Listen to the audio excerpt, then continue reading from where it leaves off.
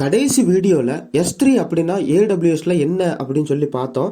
இந்த வீடியோவில் S3 எப்படி கிரியேட் பண்ணுறது, அதாவது சிம்பிள் ஸ்டோரேஜ் சர்வீஸை அமேசான் வெப் சர்வீஸில் எப்படி லைவாக கிரியேட் பண்ணுறது அப்படின்னு சொல்லி பார்க்கலாம்.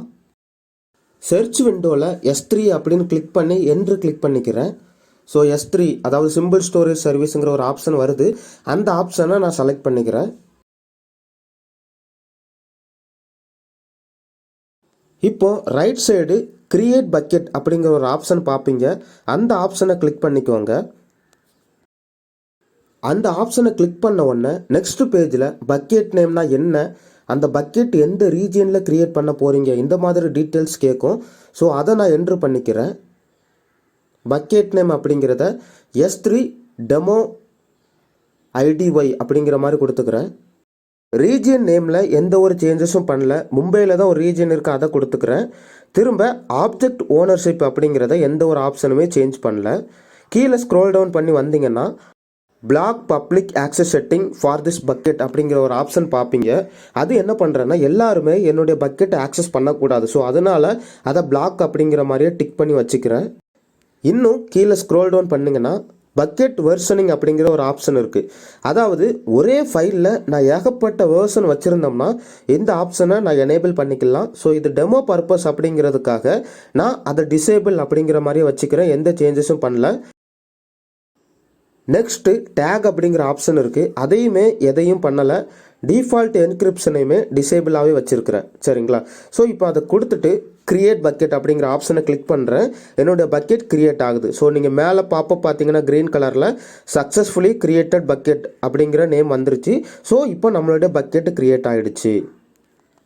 S3 பொறுத்த வரைக்கும் நம்மளுடைய ஃபைல்ஸ் எல்லாத்தையுமே ஒரு பக்கெட்டுக்குள்ளே தான் வைக்க முடியும். சரிங்களா? ஸோ நான் பக்கெட் கிரியேட் பண்ணி உள்ளே வந்து பார்த்தீங்கன்னா என்னுடைய பக்கெட் எம்டியாக இருக்குது. அதில் அப்லோட் அப்படிங்கிற ஒரு ஆப்ஷன் இருக்குது. ஸோ அந்த அப்லோட் ஆப்ஷனை கிளிக் பண்ணிக்கிறேன். நீங்கள் இங்கே பார்த்தீங்கன்னா அப்லோட் பண்ண சொல்லி கேட்குது. ஸோ ஆட் ஃபைல்ஸ் அப்படிங்கிறத கிளிக் பண்ணுறேன்.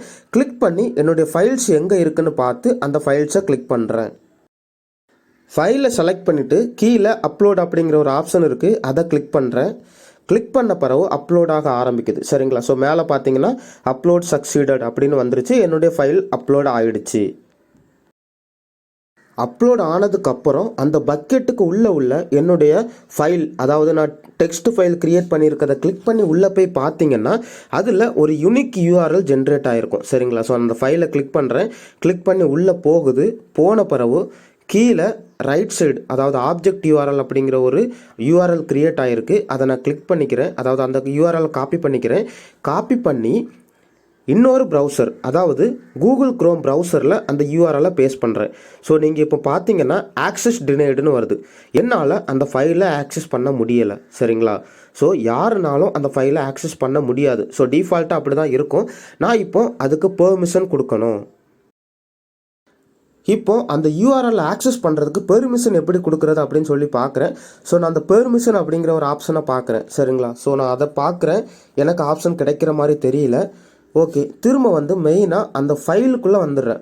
ஸோ அந்த ஃபைல் எங்கே இருக்குதோ அந்த ஃபைலை செலக்ட் பண்ணி அந்த ஃபைலுக்குள்ளே வந்துடுறேன். வந்த பிறகு அந்த ஃபைலை செலக்ட் பண்ணிக்கிறேன். செலக்ட் பண்ணதுக்கு அப்புறம் ஆக்ஷன் அப்படிங்கிற ஒரு ஆப்ஷன் இருக்குது. அதில் share with pre signed URL அப்படிங்கிற ஒரு ஆப்ஷன் இருக்குது. சரிங்களா? ஸோ நான் அதை கிளிக் பண்ணுறேன்.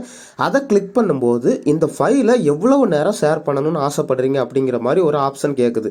ஸோ நான் 2 நிமிஷத்துக்கு மட்டும் ஆக்சஸ் கொடுத்துக்கிறேன். கொடுத்துட்டு ஓகே பெர்மிஷன் கிராண்டட் அப்படிங்கிற மாதிரி மேலே வந்துருச்சு. ஸோ அந்த URL காப்பி பண்ணி திரும்ப நான் போட்டு பார்க்குறேன். நீங்கள் இப்போ ஸ்க்ரீனில் பார்த்தீங்கன்னா hi hello this is S3 test அப்படிங்கிற ஒரு கண்டென்ட்டு தான் நான் அந்த டெக்ஸ்ட் ஃபைலுக்குள்ளே வச்சுருந்தேன். சரிங்களா? இப்போ நீங்கள் போய் பார்த்தீங்கன்னா டெஸ்க்டாப்பில் அந்த ஃபைலை ஓப்பன் பண்ணி பார்த்தீங்கன்னா இந்த கண்டென்ட்டு தான் இருக்குது. ஸோ இதே கண்டென்ட்டு நம்மளுக்கு எதில் வந்துருச்சு? அந்த கூகுள் க்ரோமில் வந்துருச்சு. ஸோ நம்ம சக்ஸஸ்ஃபுல்லாக S3ல் ஒரு ஃபைலை அப்லோட் பண்ணி அதை ஆக்சஸும் பண்ணி பார்த்துட்டோம். எப்போவுமே ஒரு ஃபைல் அப்லோட் பண்ணி டெஸ்ட் பண்ணி பார்த்தீங்கன்னா அந்த ஃபைல் தேவையில்லைன்னா டெலீட் பண்ணிடுறது நல்லது. சரிங்களா? ஸோ நான் இப்போ என்ன பண்ணுறேன், இந்த ஃபைலை அதாவது அந்த பக்கெட்டே டெலிட் பண்ண ட்ரை பண்ணுறேன். என்னால் டெலிட் பண்ண முடியலை. எதற்காகனா முதல்ல அந்த பக்கெட்டுக்கு உள்ள ஃபைல்ஸை தான் நான் டெலிட் பண்ணணும். அதாவது பக்கெட் அப்படிங்கிறது ஒரு ஃபோல்டர் மாதிரி ஆக்ட் ஆகும். ஸோ நான் ஃபோல்டருக்கு உள்ள ஃபைலை தான் ஃபஸ்ட்டு டெலிட் பண்ணணும். ஸோ கேட்குது என்கிட்ட. நான் என்ன பண்ணுறேன், பெர்மனன்ட்லி delete அப்படிங்கிற ஒரு ஆப்ஷனை கொடுக்குறேன். கொடுத்து ஃபஸ்ட்டு அந்த ஃபைலை delete பண்ணிக்கிறேன். delete பண்ணதுக்கு அப்புறம் திரும்ப வெளியே வரேன். அதாவது எக்ஸிட்டுங்கிற ஆப்ஷனை கொடுத்து திரும்ப அந்த பக்கெட்டை செலக்ட் பண்ணி delete பண்ண ட்ரை பண்ணுறேன். இப்போ என்னால் delete பண்ண முடியும். சரிங்களா? எப்போவுமே delete அப்படிங்கிற ஒரு ஆப்ஷனை நீங்கள் செலக்ட் பண்ணிங்கனாலே அது வந்து ஒரு 2 ஸ்டெப் வெரிஃபிகேஷன் கேட்கும். ஏன்னா நம்ம தெரியாமல் delete பண்ணிடக்கூடாதுல்ல. ஸோ அதனால தான் 2 டைம் என்ன delete பண்ண முடியுமா வேண்டாமா அப்படிங்கிற மாதிரி கேட்குது. நான் எனக்கு delete பண்ணணும் அப்படிங்கிறத செலக்ட் பண்ணுறேன். இப்போ delete ஆகிடுச்சு. ஸோ இவ்வளவு தாங்க S3 அப்படி